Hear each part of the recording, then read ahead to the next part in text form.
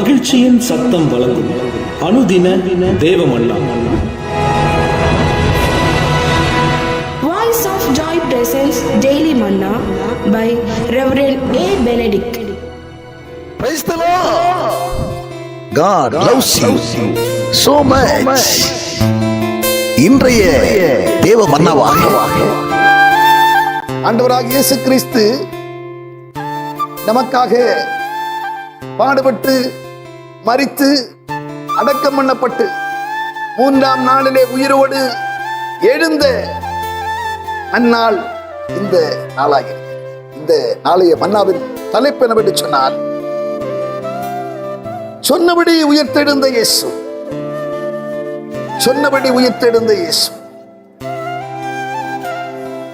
அதைத்தான் நம் மத்தேயு 28ஆம் அதிகாரத்திலே 6ஆம் வசனத்திலே நாம் வாசிக்க, அவர் இங்கு இல்லை, தாம் சொன்னபடியே உயிர்த்தெழுந்தார், கர்த்தரை வைத்த இடத்தை வந்து பாருங்கள். அவனை கேட்கிற அன்பான தேவச்சனமே, மனிதர்கள் வாக்குறுதிகள் சொல்லுவார்கள்.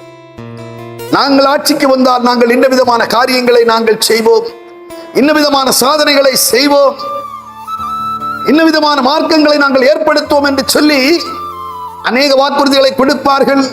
கொடுக்கிறதிலே பாதியை கூட நிறைவேற்ற மாட்டார்கள். நம் ஆண்டவராகிய கர்த்தர் சொன்னபடி செய்கிறவராயிருக்கிறார். அவர் மனமாற மாந்தர் அல்ல, பொய் சொல்ல மனுபுத்திரர் அல்ல.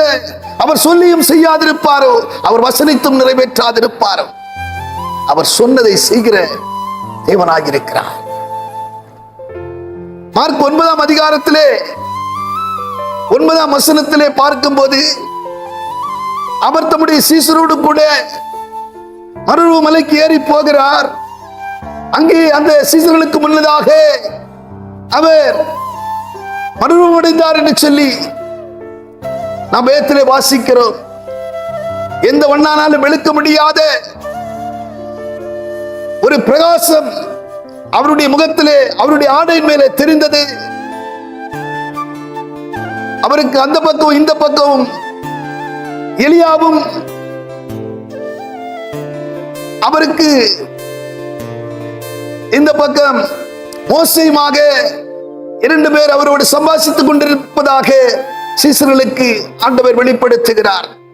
அப்போது பேதுரு சொல்லுகிறான், ஆண்டவரே, உமக்கென்று ஒரு கூடாரமும், மோசேக்கென்று ஒரு கூடாரமும், எலியாவுக்கு ஒரு கூடாரமும், 3 கூடாரங்களை இங்கே போடு, நாம் தங்கியிருப்போம் என்று சொல்லுகிறான். அவன் செய்வதறியாது. அதாவது அந்த நேரத்திலே அவன் பேசுறது என்னது என்று தெரியாமல் அவன் பிதற்றுகிறான், வார்த்தைகளை சொல்லுகிறான்.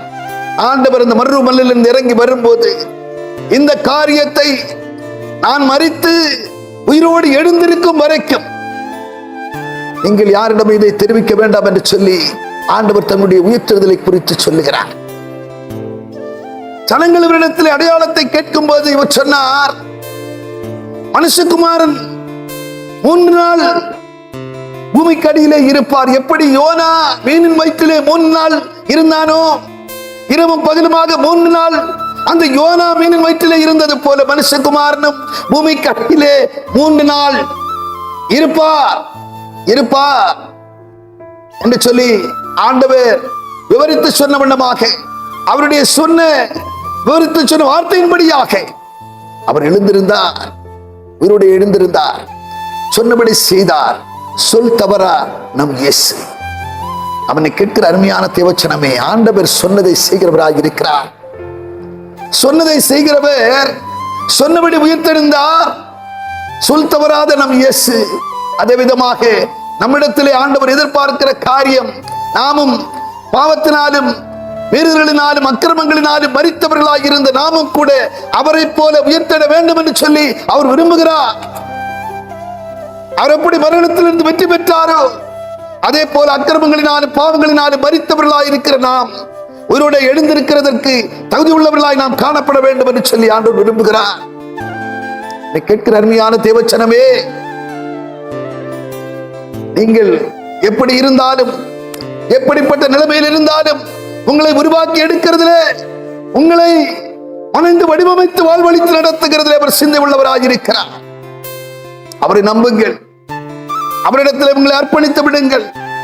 நிச்சயம் உங்களை சீராக்கி, உங்களை சீர்படுத்தி, ஸ்திரப்படுத்தி, வடிவமைத்து உங்களை சாட்சியாய் நிறுத்துவார். வருகைக்கு முன்பதாக உங்களை ஆயத்தப்படுத்துவார்.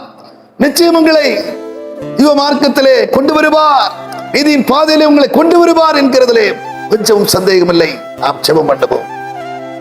பரலோக பிதாவே, நாங்கள் உம்மை துதிக்கிறோம், ஸ்தோத்தரிக்கிறோம். ஆண்டவரே, நீர் உயிர்த்தெழுந்த இந்த நாளிலே நீர் எப்படி எங்களுக்காக தியாக பலியாக மரித்து அடக்கம் பண்ணப்பட்ட 3ஆம் நாள் உயிரோடு எழுந்தீரோ, அதே போல ஆண்டவரே, நாங்களும் கூட உம்முடைய உயிர்த்தெழுதலுக்கு பங்குள்ளவர்களாய் நாங்களும் காணப்பட, ஆண்டவரே, பாவத்திலிருந்து மீட்கப்பட்டு பரிசுத்தமாக்கப்பட்டு உம்மோடு கூட ஆண்டவரே சோத்திரப்பா, உம்முடைய உயிர்த்தெழுதலில் பங்குள்ளவர்களாய் நாங்கள் காணப்படணுமே. கிருபை செய்யுங்கப்பா, வழி நடத்துங்கப்பா, தடைகளை எடுத்து போடுங்க, உடலை செவியாக்குங்க, வாழ்வழித்து நடத்துங்கப்பா.